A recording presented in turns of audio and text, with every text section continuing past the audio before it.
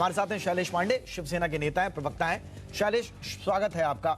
शैलेश, क्या अब क्या आप लोगों की एग्जैक्टली क्या डिमांड है? और आज संजय राउत के जो बयान धीमे पड़े हैं, क्या अब आप संतुष्ट हैं? बात हो गई है? हम ये माने कि अब 2 तारीख को अमित शाह जी आ रहे हैं, 3-4 तारीख को सरकार गठन आराम से सकुशल हो जाएगा?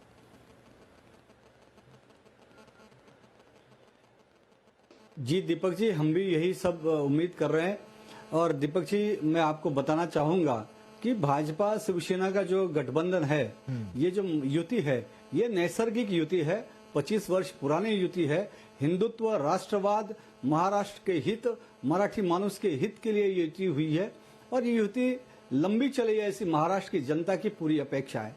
लेकिन लोकसभा के जो चुनाव हुए, चुनाव के ठीक पहले फरवरी 2019 ने, आपने भी देखा होगा, पूरे देश ने देखा कि आदरणीय अमित शाह जी, आदरणीय उद्धव साहब ठाकरे जी, आदरणीय मुख्यमंत्री देवेंद्र फडणवीस जी ने जो प्रेस कॉन्फ्रेंस ली थी, उस प्रेस कॉन्फ्रेंस के अंदर आदरणीय मुख्यमंत्री जी ने ये सभी के सामने ये बात कही थी कि आगे से अब जो भी होगा, यानी कि चाहे सत्ता हो, चाहे पद हो, चाहे जवाबदारी हो, उसका सम समान वितरण किया जाएगा। तो उस सम समान वितरण में मुख्यमंत्री का पद हो या मंत्रिमंडल का पद हो या टिकट का बात, अच्छा, इसमें बड़ा कंफ्यूजन रहा।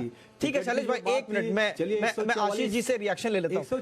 ठीक है शैलेश, सुनिए, मैं आ रहा हूं आपके पास। इसमें थोड़ा सा बड़ा कंफ्यूजन रहा। आशीष जी ये बताइए। स्वाभाविक है, ये स्वाभाविक है और हर पार्टी चाहती है वो आगे बढ़े। उद्धव जी ने भी अपने भाषणों के दौरान ये बातें कही कि हिंदू हृदय सम्राट बाला साहब ठाकरे जी को उन्होंने वचन दिया है कि कहीं एक शिवसेना को वो मुख्यमंत्री बनाएंगे।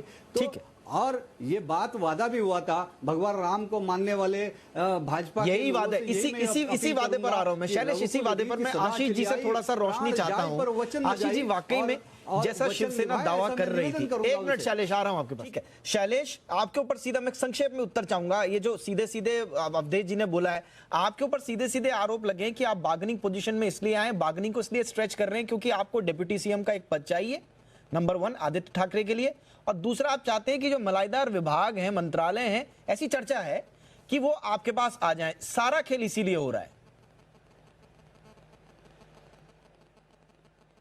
जी बिल्कुल नहीं दीपक जी, ये सारे आरोप निराधार है, मैं इसका खंडन करता हूं। स्लाइड आऊंगा आपके पास। विषय सीधा सीधा है। देखिए, भारतीय जनता पार्टी, शिवसेना दोनों गठबंधन महायुति के तौर पे जनता के बीच में एक साथ गई। रिजल्ट भी जनता ने महायुति के पक्ष में दिया है।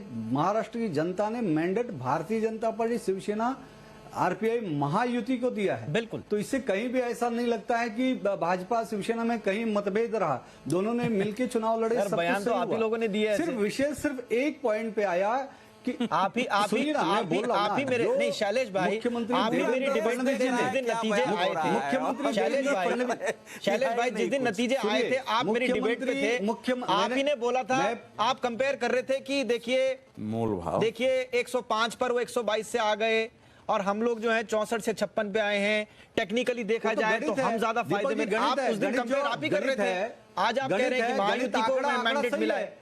मैं अभी भी मैं अभी भी कह रहा हूँ, गणित तो सही है, गणित अपनी जगह पे सही है। पिछले बार 122 बीजेपी को मिला था कितने में से, और इस बार भी 63 की अपेक्षा 56 मिला है शिवसेना को। तो पिछले बार से हम लोग अच्छी जो गणित है, गणित अपनी जगह पे दिख रही है, साफ दिख रही है, गणित तो कोई गड़बड़ नहीं है। ठीक, विषय ऐसा है कि जो बातें राम के नाम पे कह के, मैं तो यही कहूंगा कि जो वादा किया वो वादा निभाना चाहिए। सिर्फ बात वादे की हो रही है और वो वादा टेलीविजन पे, प्रेस कॉन्फ्रेंस में पूरी दुनिया ने देखा है।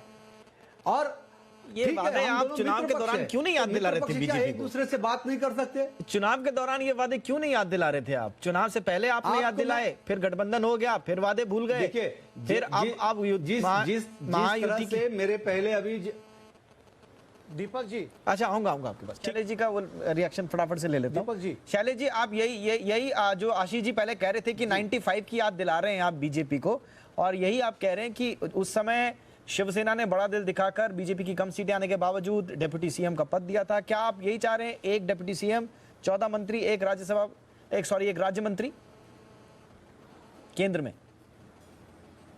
जी ऐसी अभी तक कोई बात नहीं है, कोई बात सामने नहीं आई है।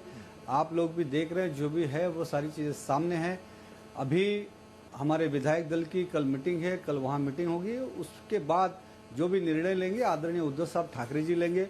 और आपने भी देखा 2 दिन पहले भी सारे विधायकों की मीटिंग हुई, सारे विधायकों ने जो मांग की, जो प्रस्ताव रखा और अंतिम निर्णय लेने का अधिकार शिवसेना पक्ष प्रमुख आदरणीय उद्धव साहब ठाकरे को दिया है। और उद्धव साहब जो भी निर्णय लेंगे वो अंतिम निर्णय होगा और सारे निर्णय लेने के अधिकार पार्टी ने उन्हें ही दिए। ठीक है सर, बहुत नपे तुले बयान आ रहे हैं आज हम दोनों जैसे तरफ से। लोग बोले वो मेरे लिए ठीक नहीं जरा रहेगा। संकट के शैलेश पांडे मुझे लगता है कि हर बात गैर जिम्मेदारी से नहीं कहना चाहिए।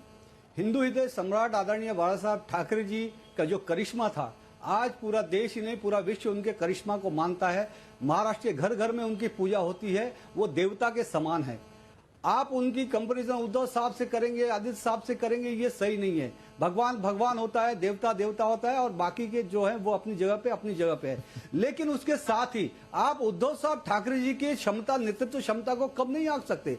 मुझे याद है जब बाला साहब स्वर्गवासी हुए थे, उसके बाद कई लोगों ने ये कहा था कि अब तो हम शिवसेना को खत्म कर देंगे, उद्धव साहब क्या करेंगे, वो थोड़ी ना नेता थे। लेकिन उस वक्त उद्धव साहब ठाकरे ने अपने नेतृत्व क्षमता से, अपने कार्य क्षमता से, अपने संगठनात्मक बल से, अपने महाराष्ट्र की जनता की समस्या को समझने और सुलझाने के दम पर महाराष्ट्र में शिवसेना को पहले से ज्यादा मजबूत बनाया। आज अगर हम देखते हैं तो एक युवा नेतृत्व के रूप में पूरे देश में आदित्य साहब ठाकरे की एक अच्छी छवि उभर कर रही है। आदित्य साहब ठाकरे, नहीं मेरी बात पूरी हो जाने दीजिए। आदित्य साहब ठाकरे जन आशीर्वाद यात्रा के माध्यम से महाराष्ट्र के हजारों किलोमीटर गांव गांव, शहर शहर, गली गली तक जाकर लोगों के जन जन के बीच में उनके सुख दुख को समझा, सोचा ही नहीं, देखा ही नहीं, समझा ही नहीं, उनको तुरंत सुलझाने का काम किया। ऐसा युवा नेतृत्व आज शिवसेना के पास है। शिवसेना भविष्य में और आगे बढ़ेगी। आप शिवसेना की ज्यादा चिंता मत करिए। शिवसेना की चिंता करने के लिए आदरणीय उद्धव साहब ठाकरे जी, आदित्य साहब ठाकरे जी और शिवसेना के सारे नेता हम सभी सक्षम है। ओके सर, दिनेश जी बोलिए। दिनेश जी आप हाथ खड़ा कर रहे थे। देखिए, ये जो शिवसेना के प्रवक्ता बोल रहे हैं शैलेश जी, ये जो जनता ने आपको वोट दिया, वो वोट देके पछता रहे हैं वो लोग कि आप ये क्या ड्रामा देश को दिखा रहे हैं। आज 7वां 8वां दिन है, आप सरकार नहीं बना पाए, आप नेगोशिएशन कर रहे हैं, ब्लैकमेलिंग कर रहे हैं आपस में बैठ के। अरे क्या बात कर रहे हैं? मैं रोकूंगा। माना कि वो देवता थे, भगवान थे, ये उनके पुत्र हैं, ये महाभगवान हो सकते हैं, लेकिन आप ये कर क्या रहे हैं? आप ये देश आपसे महसूस कर रहे हैं आप लोगों के आगे। आप ब्लैकमेलिंग कर रहे हैं। आपको याद दिलाता हूं 2009, मुझे पता है कि आप जाएंगे बीजेपी के साथ, याद करिए, जाएंगे। देखिए आप मेरे बीच में सरकार बननी थी, मैं तो आपके बीच में नहीं बोल रहा था। सरकार स्थापन करने में 21-22 दिन लगे थे, अभी तो 6 दिन ही हुए। अभी तो दिवाली मना रही है महाराष्ट्र। कल भैया दूज का त्योहार चल रहा है, नेतागण हमारे बात करेंगे, बैठेंगे। आप क्यों चिंता कर रहे हैं? हमारी कोई मजबूरी करी नहीं है। अभी आपने सेंटर में, ठीक है, मेरा आखिरी सवाल, ठीक है, ओके सर, सेंटर में भी डिप्टी स्पीकर का पद मांगा था। ओके सर, आपने 7 दिन हो गए। अरे 2009 याद करिए। ठीक है शैलेश जी, कांग्रेस एनसीपी ने 21-22 दिन लगाए। आप जाते जाते दर्शकों को ये बताइए आप कब बना रहे हैं सरकार? 21 दिन 22 दिन लगे। सीधा सवाल। अभी तो 6 दिन। ठीक है, सीधा सवाल। हाँ दिनेश जी, मैं पूछ रहा हूँ दिनेश जी।